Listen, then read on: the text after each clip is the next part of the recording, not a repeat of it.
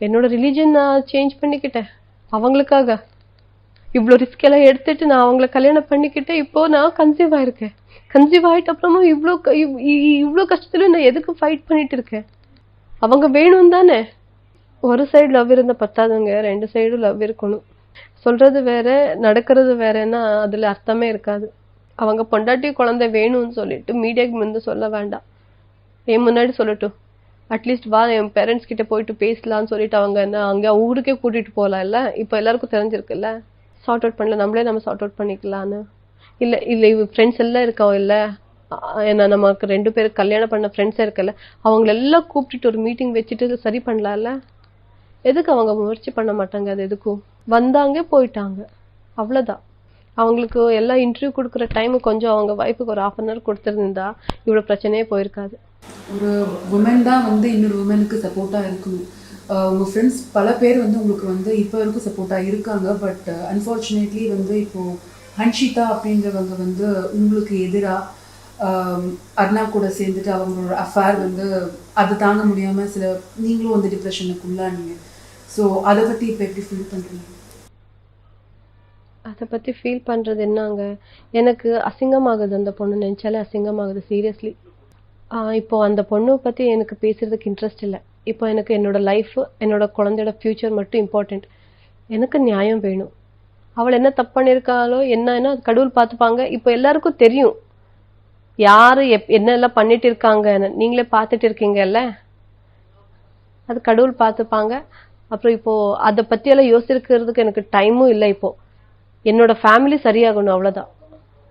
எனக்கு என்னோட ஃபேமிலி வேணும், என்னோட ஃபேமிலி நான் ஹாப்பியாக இருக்கணும், அவ்வளோதான். இப்போ இந்த 5 years ஆஃப் மேரேஜ் லைஃப் நீங்கள் அர்ணாவோட இருந்திருக்கீங்க இல்லையா? ஸோ இப்போ தான் வந்து அர்ணாவுக்கிட்ட இந்த மாதிரி ஒரு டெண்டன்சி பார்க்குறேன்ற மாதிரி சொல்கிறாங்க. இதுக்கு முன்னாடி இந்த மாதிரி சுச்சுவேஷன் இருந்தீங்க இல்லையா? அவர் வந்து ஒரு ப்ளே பாய் அப்படின்ற மாதிரி சித்தரிக்கப்படுறாரு இல்லையா? அதை பற்றி அவரை பற்றி நான் முன்னாடி கொஞ்சம் தெரியும். ஆனால் எப்போ நம்ம 2 பேரும் நம்ம 2 பேரும் ரிலேஷன்ஷிப் ஸ்டார்ட் ஆயிடுச்சோ அப்போலேருந்து அவங்க எனக்கு ட்ரூவாக தான் இருந்தாங்க. ரொம்ப லவ் பண்ணிட்டு இருந்தாங்க, ரொம்ப கேர் பண்ணிட்டு இருந்தாங்க. நான் வர்றதுக்கு முன்னாடி அவங்க லைஃப்பில் ஒரு பொண்ணு இருந்தால் அது எனக்கு நல்லாவே தெரியும். அதுக்கப்புறமா நான் அவங்க லைஃபுக்கு போயிட்ட அப்புறமா நம்ம 2 பேரும் ரிலேஷன்ஷிப் அவங்க நம்ம 2 பேரும் லவ், அவங்க என்கிட்ட ட்ரூவாக இருந்தாங்கன்னு நினச்சிட்டு இருந்தேன். ரொம்ப கேர் பண்ணிட்டு இருந்தாங்க. இப்போதான் எல்லாம் தெரியுது. ஒருத்தர் சொல்லிட்டு இருக்கும்போதே நான் இந்த மாதிரி ஒரு பையன் கூட நான் வாழ்க்கையை நடத்திட்டு இருந்தேன். நான் ஷாக்கிங்காக இருக்கு. ஒரு சைடு ஒரு நியூஸ் கேட்கும் போது எனக்கு ஷாக்கிங்காக இருக்கு. இது நம்ம அந்த மலேசியன் பொண்ணுக்கிட்ட அமௌண்ட் கேட்டது அது ஒரு மாதிரியானா, இல்லை வேற பொண்ணு பிளே பாய் மாதிரி இருக்குல்ல, அது கேட்கும் போதே எனக்கு ஷாக்கிங்கா இருக்கு. நான் அவங்களோட லைஃப்ல இருக்கும்போதே அவங்க இப்படி எல்லாம் பண்ணிட்டு இருந்தாங்களா? ஆனா இதெல்லாம் எனக்கு தெரியாம போயிடுச்சு. நான் நம்பிட்டு இருந்தேன். எனக்கு இப்பவும் அது நம்ப முடியல. நிறைய சைட்ல இருந்து நிறைய நியூஸ் கேள்விப்பட்டுட்டு இருக்கேன் இப்போ எல்லாம்.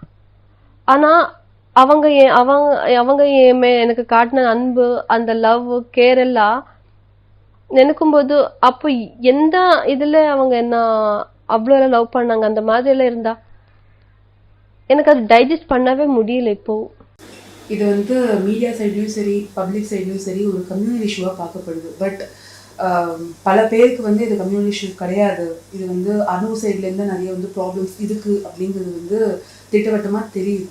ஸோ இது ஏன் இப்படி வந்து ஒரு பொலிட்டிக்கலாக ஒரு கம்யூனலாக அந்த மாதிரி வந்து ஒரு இஷ்யூவாக ரைஸ் ஆகுதுன்னு நீங்கள் நினைக்கிறீங்க? நான் என்னோட கஷ்டம் சொல்லும்போது நான் அந்த இன்டென்ஷன்லேயே சொல்லலை மேம். கம்யூனிட்டி இதில் போகுது, அந்த ரிலிஜன் பெரிய ஒரு இஷ்யூ ஆகுதுன்னு நான் என்னோட கஷ்டம் சொன்னேன். எனக்கு ஆனால் அநியாயம் சொன்னேன், அவ்வளோதான். எனக்கு அர்ணவ் என்னோட லைஃப்பில் என்ன பண்ணியிருக்காங்கன்னு உங்களுக்கு சொல்லியிருக்கேன். 5 years லவ் பண்ணியிருக்கேன். கல்யாணம் ஆகும்போது இப்படி ரிலிஜன் மாற்றிருக்காங்க, கல்யாணம் பண்ணிட்டாங்க. இப்போ நான் கன்சீவ் ஆகிட்டு என்ன விட்டிருக்காங்க. என்னோட கஷ்டம் உங்களுக்கு சொல்லிட்டேன். அதுக்காக இந்த தர்மம் வச்சுக்கிட்டு நான் ஒரு பெரிய சீன் கிரியேட் பண்ணணும் அந்த மாதிரி எதுவுமே இல்லை. என்னோட ப்ராப்ளம் நான் மக்கள்கிட்ட சொல்லியிருக்கேன். இந்த மாதிரி எனக்கு அநியாயம் நடத்திருக்கு, எனக்கு நியாயம் வேணும்னு கேட்டிருக்கேன், அவ்வளோதான். ரொம்ப ஸ்ட்ரெஸ்ஃபுல்லான சுச்சுவேஷனாக இருக்கும், எங்களுக்கே தெரியுது. நீங்களும் வந்து ஒரு உங்கள் சைட்லேருந்து சரி, ஃப்ரெண்ட்ஸ் சைட்லேருந்து சரி, இது வந்து பயங்கர ஸ்ட்ரெஸ்ஃபுல்லான சுச்சுவேஷன்றது நல்லாவே தெரியுது. ஸோ டாக்டர்ஸ் என்ன சொல்கிறாங்க, என்ன மாதிரியான இது வந்து உங்களை வந்து பண்ண சொல்லி சொல்கிறாங்க, மென்டலி ஃபிசிக்கலி என்ன மாதிரியான உங்களுக்கு மெடிசன் சப்போர்ட் கொடுக்கப்படுறது சொல்லுங்க. டாக்டர் என்ன சொல்றாங்க, நீங்க கம்ப்ளீட் ரெஸ்ட் எடுக்கணும். அப்புறம் எதுவுமே டென்ஷன் பண்ணாதீங்க, ஸ்ட்ரெஸ் எடுக்காதீங்க, ரொம்ப வெயிட் லிஃப்ட் பண்ணாதீங்க, ரொம்ப ஒர்க் பண்ணாதீங்க, நல்லா ஃபுட் சாப்பிடுக்கோங்க, நல்லா ஹாப்பியாக இருங்க. இது என்ன ப்ராப்ளம் இருந்தாலும் அது நீங்கள் ரொம்ப அது என்ன மென்டலி ரொம்ப ஸ்ட்ரெயின் எடுக்காதீங்கன்னு சொல்லியிருக்காங்க. கம்ப்ளீட் ரெஸ்ட் பண்ணணும்னு சொல்லியிருக்காங்க. லாஸ்ட்டாக நீங்கள் வந்து மீடியாவுக்கு பப்ளிக்கு என்ன சொல்ல விருப்பப்படுறீங்க திவ்யா? இப்போ நிறைய பேருக்கு கன்ஃபியூஷன் இருக்கு, யார் சரி யார் தப்பு, ஏன்னா 2 பேரும் தப்பு பண்ணிட்டு இருக்காங்களே, 2 பேரும் சரி இருக்காங்களான்னு. இன்னும் கொஞ்ச நாள்லயே உங்களுக்கே தெரிஞ்சிடும் யாரு எந்த சைடு உண்மை இருக்கு, யார் பொய் சொல்லிட்டு இருக்காங்கன்னு. ஏன்னா இது நான் சொல்றது அவங்க சொல்றது இல்லை, இதுல போலீஸே என்கொயரி பண்றாங்க, எதுல உண்மை இருக்கு எது பொய் இருக்குன்னு. எல்லா டாக்குமெண்ட்ஸ் எல்லாம் அவங்க கரெக்டா பார்த்துட்டு செக் பண்ணுவாங்கல்ல, அதில் நம்ம ஏமாற்ற முடியாது, எதுவுமே பண்ண முடியாது. என்னோட டாக்டர் அது கொடுத்த ரிப்போர்ட்டே இருக்கு, அதுல தான் எல்லாம் உண்மை தெரிஞ்சிடும். இன்னொன்னு அது இன்னும் கொஞ்ச நாள்ல எல்லாரும் உங்களுக்கே தெரிஞ்சிடும். அப்போ நீங்களே புரிஞ்சுப்பீங்க, ஆமா இவங்க சரி, இத்தனை நாள் இவங்க தப்புன்னு நினைச்சிட்டு இருந்தாலும் நீங்களே புரிஞ்சுப்பீங்க. இன்னொன்னு என்ன சொல்லணும்னா, நான் தமிழ்நாடு சிஎம் சார் ரொம்ப தேங்க்ஸ் சொல்றேன். அவங்களுக்கு மனைவி செஞ்சதுனால தான் எனக்கு இப்போ தமிழ்நாடு விமென் கமிஷனர்லேருந்து எனக்கு ஹெல்ப் வந்திருக்காங்க. அப்படியே கர்நாடகா விமென் கமிஷன்லேருந்து தமிழ்நாடு விமென் கமிஷனுக்கு சொல்லியிருக்காங்க, நம்ம பொண்ணுக்கு ஏதோ கஷ்டப்பட்டு இருக்காங்க, கொஞ்சம் பார்த்து பண்ணுங்க, என்ன ப்ராப்ளம் இருக்குன்னு செக் பண்ணுங்கன்னு சொல்லியிருக்காங்க. அவங்க எனக்காக வந்திருக்காங்க, எல்லா எனக்காக வந்திருக்காங்கன்னு சொல்லிட்டு நான் சரின்னு அவங்க சொல்லலை, பார்த்துருக்காங்க எது கரெக்டாக இருக்கு என்ன தப்பு இருக்குன்னு எல்லாம் அவங்க என்கொயரி பண்ணிட்டே என்கிட்ட பேசியிருக்காங்க. எனக்கு உங்ககிட்ட நியாயம் இருக்கு, நான் உங்களுக்கு சப்போர்ட் பண்ணியிருக்கேன்னு சொல்லியிருக்காங்க. அதுக்கு ரொம்ப தேங்க்யூ சொல்கிறேன்.